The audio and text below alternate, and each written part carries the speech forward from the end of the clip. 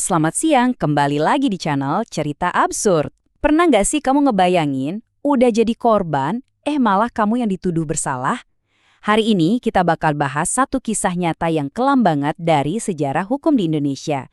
Sebuah cerita yang bakal bikin kita bertanya-tanya lagi soal apa itu kebenaran dan kekuasaan. Coba deh, bayangin posisi ini.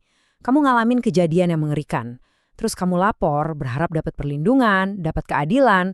Tapi apa yang terjadi? Kamu malah dituding balik, dibilang bohong. Nah, inilah inti dari tragedi yang bakal kita telusuri bareng-bareng.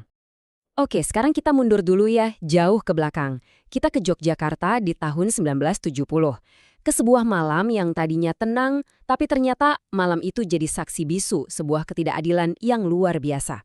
Waktu itu tanggal 21 September 1970. Di jalanan Yogyakarta yang sepi, seorang gadis muda lagi jalan kaki sendirian buat pulang.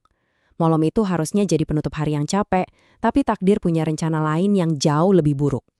Kenalin, ini Sumari Jem. Usianya baru 17 tahun. Dia bukan siapa-siapa, cuma seorang penjual telur yang ulet. Malam itu, di kepalanya cuma ada satu hal, pulang ke rumah dengan selamat sambil bawa uang hasil kerja kerasnya seharian. Tapi tiba-tiba, dari kegelapan, sebuah mobil berhenti persis di sampingnya. Pintu kebuka, dan beberapa pria langsung narik dia masuk paksa. Semuanya terjadi cepat banget. Dia cuma ingat dibekap sesuatu sampai akhirnya nggak sadarkan diri. Yang terjadi selanjutnya adalah mimpi buruk yang jadi kenyataan. Dia jadi korban kekerasan seksual, uangnya dirampas, terus dia dibuang gitu aja di pinggir jalan yang sepi jauh dari mana-mana. Sendirian dalam gelap, dengan luka fisik dan batin yang dalam banget. Uang yang diambil dari dia itu jumlahnya 4.650.000. Mungkin buat sebagian orang, uang segitu nggak seberapa ya. Tapi buat Sumari Jem, itu segalanya. Itu hasil keringatnya jualan telur dari pagi sampai malam. Walaupun hancur lebur, Sumari Jem nggak mau diam aja. Dia memutuskan untuk mencari keadilan. Dan pada awalnya, kelihatannya sih harapannya ada. Ya, kan emang seharusnya gitu kan.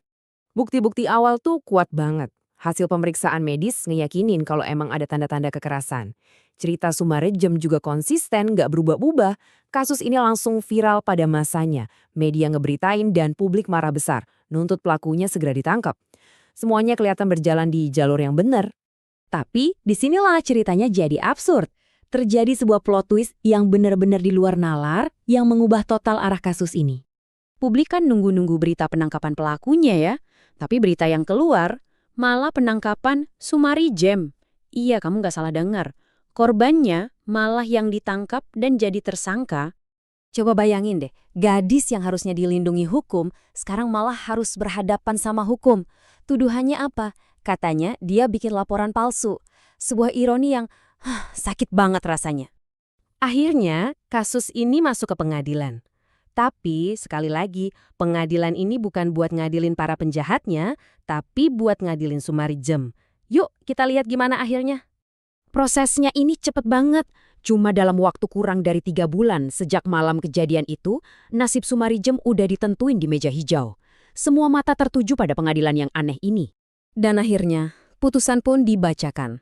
Hakim menyatakan Sumari Jem tidak bersalah. Secara hukum namanya bersih. Tapi pertanyaannya, apa ini bisa disebut kemenangan? Atau ini cuma akhir dari satu penderitaan yang ngebuka penderitaan lain yang lebih membingungkan? Walaupun dia akhirnya dibebaskan, kasus ini justru ninggalin jejak pertanyaan yang super banyak. Status bebasnya itu nggak otomatis berarti keadilan udah menang. Justru misterinya jadi makin dalam.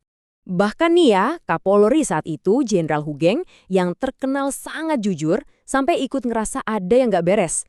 Beliau bilang, banyak sekali kejanggalan dalam perkara ini, dan langsung memerintahkan penyelidikan ulang. Ini nunjukin kalau ada sesuatu yang salah di level paling atas. Dan inilah yang jadi akar dari semua kecurigaan, ketidakseimbangan kekuatan yang jomplang banget. Di satu sisi kita punya Sumari Jem, seorang penjual telur, miskin, dan nggak punya kuasa. Di sisi lain, ada para terduga pelaku yang katanya berasal dari keluarga berpengaruh yang saat itu punya mobil, sebuah barang mewah yang langka. Kira-kira suara siapa yang lebih didengar sama sistem? Dan pada akhirnya, keadilan yang sejati nggak pernah datang. Para pelaku yang sebenarnya nggak pernah tersentuh hukum sama sekali. Hasil investigasi ulang Jenderal Hoegeng pun kabarnya hilang entah kemana. Dan Sumarijem, dia memilih menghilang dari publik, menanggung semua trauma dan stigmanya sendirian. Karena itulah, kasus Sum Kuning ini terus diingat sampai sekarang. Ini bukan lagi cuma soal nasib satu orang, tapi udah jadi simbol. Sebuah pengingat yang pahit tentang gimana keadilan bisa jadi barang yang sangat mahal buat mereka yang dianggap lemah.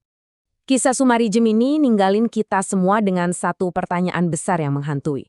Kalau sistem yang seharusnya melindungi kita aja nggak berdaya, terus siapa lagi yang bisa melindungi orang-orang yang lemah?